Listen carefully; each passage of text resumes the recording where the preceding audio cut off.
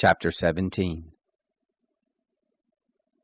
The Lord spoke to Moses, saying, Speak to Aaron and to his sons, and to all the children of Israel, and say to them, This is the thing which the Lord has commanded. Whatever man there is of the house of Israel, who kills an ox, or lamb, or goat, in the camp, or who kills it outside the camp, and hasn't brought it to the door of the tent of meeting, to offer it as an offering to the Lord before the tabernacle of the Lord, blood shall be imputed to that man. He has shed blood, and that man shall be cut off from among his people. This is to the end that the children of Israel may bring their sacrifices, which they sacrifice in the open field, that they may bring them to the Lord to the door of the tent of meeting, to the priest, and sacrifice them for sacrifices of peace offerings to the Lord. The priest shall sprinkle the blood on the altar of the Lord at the door of the tent of meeting, and burn the fat for a sweet savor to the Lord. They shall no more sacrifice their sacrifices to the goat idols, after which they play the prostitute. This shall be a statute forever to them throughout their generations. You shall say to them, Any man there is of the house of Israel, or of the strangers who live as foreigners among them, who offers a burnt offering or sacrifice, and doesn't bring it to the door of the tent of meeting to sacrifice it to the Lord, that man shall be cut off from his people. Any man of the house of Israel, or of the strangers who live as foreigners among them, who eats any kind of blood, I will set my face against that soul who eats blood, and will cut him off from among his people. For the life of the flesh is in the blood, and I have given it to you on the altar to make atonement for your souls. For it is the blood that makes atonement by reason of the life. Therefore I have said to the children of Israel, No person among you shall eat blood, neither shall any stranger who lives as a foreigner among you eat blood. Whatever man there is of the children of Israel, or of the strangers who live as foreigners among them, who takes in hunting any animal or bird that may be eaten, he shall pour out its blood, and cover it with dust. For as to the life of all flesh, its blood is with its life. Therefore I said to the children of Israel, You shall not eat the blood of any kind of flesh, for the life of all flesh is its blood. Whoever eats it shall be cut off. Every person that eats what dies of itself, or that which is torn by animals, whether he is native born or a foreigner, he shall wash his clothes, and bathe himself in water, and be unclean until the evening. Then he shall be clean. But if he doesn't wash them, or bathe his flesh, then he shall bear his iniquity.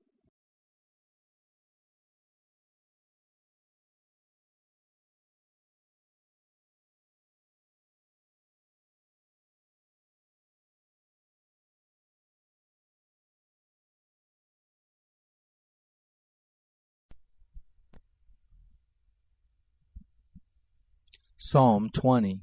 For the chief musician, a psalm by David. May Yahweh answer you in the day of trouble. May the name of the God of Jacob set you up on high. Send you help from the sanctuary, grant you support from Zion. Remember all your offerings and accept your burnt sacrifice.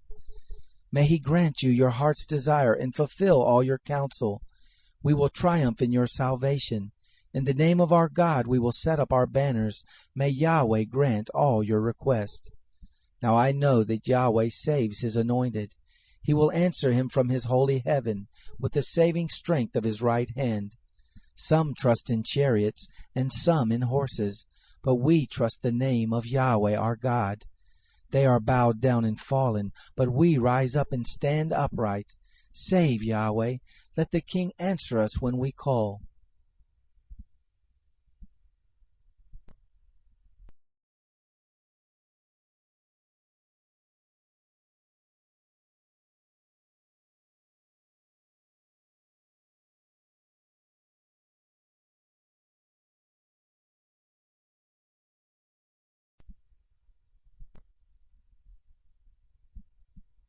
Psalm 21. For the chief musician, a psalm by David. The king rejoices in your strength, Yahweh. How greatly he rejoices in your salvation. You have given him his heart's desire, and have not withheld the request of his lips. For you meet him with the blessings of goodness. You set a crown of fine gold on his head. He asked life of you. You gave it to him. even length of days forever and ever. His glory is great in your salvation. You lay honor and majesty on him. For you make him most blessed forever. You make him glad with joy in your presence. For the king trusts in Yahweh. Through the loving kindness of the Most High he shall not be moved. Your hand will find out all of your enemies. Your right hand will find out those who hate you. You will make them as a fiery furnace in the time of your anger. Yahweh will swallow them up in his wrath. The fire shall devour them. You will destroy their descendants from the earth, their posterity from among the children of men. For they intended evil against you. They plotted evil against you, which cannot succeed. For you will make them turn their back, when you aim drawn blows at their face. Be exalted, Yahweh, in your strength. So we will sing and praise your power.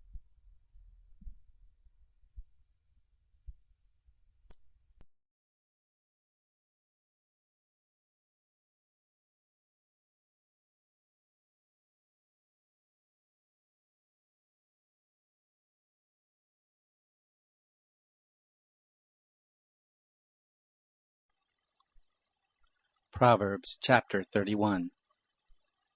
The words of King Lemuel, the oracle which his mother taught him. O my son, O son of my womb, O son of my vows, don't give your strength to women, nor your ways to that which destroys kings. It is not for kings, Lemuel, it is not for kings to drink wine, nor for princes to say, Where is strong drink? Lest they drink and forget the law, and pervert the justice due to anyone who is afflicted. Give strong drink to him who is ready to perish, and wine to the bitter in soul. Let him drink and forget his poverty, and remember his misery no more. Open your mouth for the mute, in the cause of all who are left desolate. Open your mouth, judge righteously, and serve justice to the poor and needy. Who can find a worthy woman? For her price is far above rubies. The heart of her husband trusts in her. He shall have no lack of gain. She does him good, and not harm, all the days of her life. She seeks wool and flax, and works eagerly with her hands. She is like the merchant ships. She brings her bread from afar. She rises also while it is yet night, gives food to her household, and portions for her servant girls. She considers a field and buys it. With the fruit of her hands she plants a vineyard. She girds her loins with strength, and makes her arms strong. She perceives that her merchandise is profitable. Her lamp doesn't go out by night. She lays her hands to the distaff, and her hands hold the spindle. She opens her arms to the poor, yes, she extends her hands to the needy. She is not afraid of the snow for her household, for all her household are clothed with scarlet. She makes for herself carpets of tapestry. Her clothing is fine linen and purple. Her husband is respected in the gates, when he sits among the elders of the land. She makes linen garments and sells them, and delivers sashes to the merchant. Strength and dignity are her clothing. She laughs at the time to come. She opens her mouth with wisdom. Faithful instruction is on her tongue. She looks well to the ways of her household, and doesn't eat the bread of idleness. Her children rise up and call her blessed. Her husband also praises her. Many women do noble things, but you excel them all. Charm is deceitful, and beauty is vain. But a woman who fears Yahweh, she shall be praised. Give her the fruit of her hands. Let her works praise her in the gates.